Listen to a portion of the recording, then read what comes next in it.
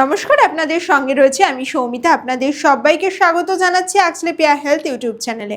আপনারা সকলেই জানেন প্রত্যেক রবিবার দিন ঠিক সন্ধ্যে ৬টার সময় আমি সৌমিতা আপনাদের সামনে দেশ বিদেশের স্বাস্থ্য সংক্রান্ত বিভিন্ন ধরনের আপডেট তুলে ধরার চেষ্টা করে থাকি। হেলথ ক্যাপসুলের নতুন একটি এপিসোডে আজকেও আপনাদেরকে জানাচ্ছি স্বাগত। ভয় ধরাচ্ছে ওয়েস্ট নাইল ভাইরাস। বিশেষজ্ঞদের মতে এই ভাইরাসটা গরম পড়ার সঙ্গে সঙ্গেই কিন্তু এর প্রকোপ বাড়াতে থাকে। শুধুমাত্র ভারতবর্ষে নয়, বিশ্বের বহু দেশেই কিন্তু এই ভাইরাসের সংক্রমণ ঘটে। ডেঙ্গু ম্যালেরিয়ার থেকেও কিন্তু ভয়ঙ্কর এই ভাইরাসটা। শুধুমাত্র সে কথাটাই নয়, এর পাশাপাশি বিশেষজ্ঞরা আরও জানাচ্ছেন যে এই ভাইরাসটার কিন্তু এখনও পর্যন্ত কোনো প্রতিষেধক টিকাও আবিষ্কার হয়নি।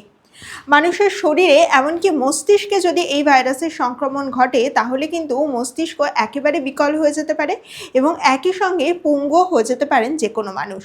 আমাদের দেশের কেরলে বহু মানুষ এই ভাইরাসে আক্রান্ত হয়েছেন ইতিমধ্যেই।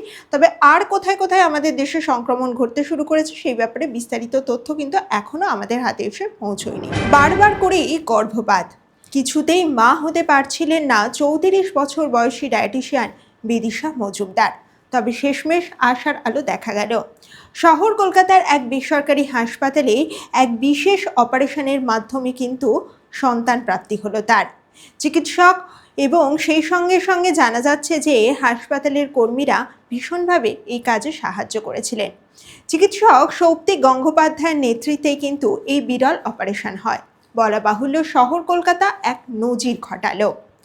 একটি বিশেষ ধরনের সমস্যা হয়েছিল ওই মহিলার। জানা গিয়েছে সেই সমস্যাটির পোশাকি নাম হচ্ছে সার্ভাইকাল ইনকম্পিটেন্স। সবে শেষমেশ এক ফুটফুটে কন্যা সন্তানের জন্ম দিয়েছেন তিনি। ল্যাপারোস্কোপিক রেস্কিউ সার্ক্লাস অপারেশনের মাধ্যমে এখন মা এবং সন্তান দুজনেই খুব ভালো আছেন। হেলথ ক্যাপসুল এখন এই পর্যন্তই। স্বাস্থ্য সংক্রান্ত আরও নানান ধরনের তথ্য জানতে অবশ্যই ফলো করুন আকসলেপিয়া হেলথের ফেসবুক পেজ এবং আকসলেপিয়া হেলথের ইউটিউব চ্যানেল।